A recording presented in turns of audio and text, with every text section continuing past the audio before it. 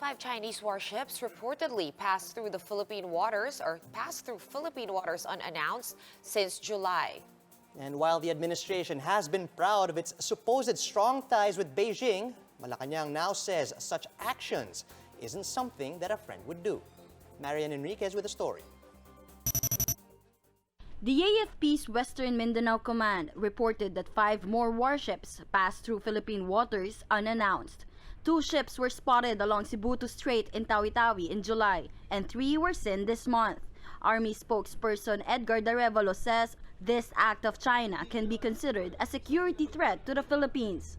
The fact is, they did not seek any clearance or diplomatic clearance before they are entering our country, our waters. Also, they switch off their automatic identification system. It is a security threat, it is a security challenge that we need to face and we need to address. Arevalo added that a warship quickly turned around after the AFP sent its air and naval assets. This could mean that the warships were aware of the violation they were committing.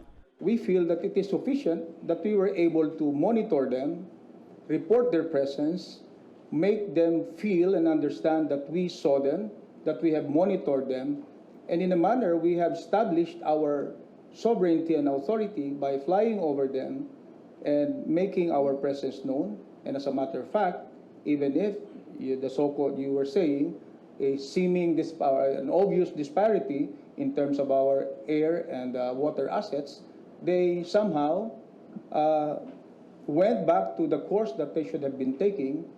Malacanang expressed concern over these reports and said this is not an act of friendship. We express concern with that kind of incident because if they keep on saying that we're friends, I don't think this is an act of friendship. However, presidential spokesperson Sal Panelo refused to call the act bullying, though it could be a violation of the United Nations Convention on the Law of the Sea or UNCLOS. Bullying ba ang tawag doon? Kasi baka it's a violation of the UNCLOS. Violation ng UNCLOS yan kung dumaraan sa ating EEZ. I'm sure the DFA secretary will do something about that. Foreign Affairs Secretary Teddy Boy Locsin earlier said that he will file another diplomatic protest against China because of the presence of Chinese survey ships in Philippine waters.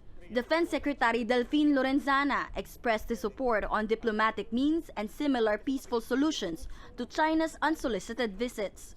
In an interview with the chiefs, he said he will ask President Duterte to bring the issue of these warship appearances with Chinese President Xi Jinping. If a diplomatic protest won't work, Lorenzana said the country could rely on the implementation of the Comprehensive Code of Conduct in the South China Sea. But the problem is, its terms have yet to be finalized. The message I'm getting is that para lang sinasabing, oh, dadaan kami dyan, hindi namin sasabihin sa inyo. You cannot do anything about it.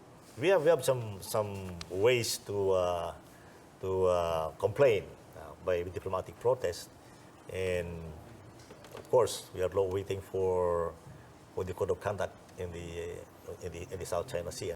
For News 5, Marian Enriquez. We are One News.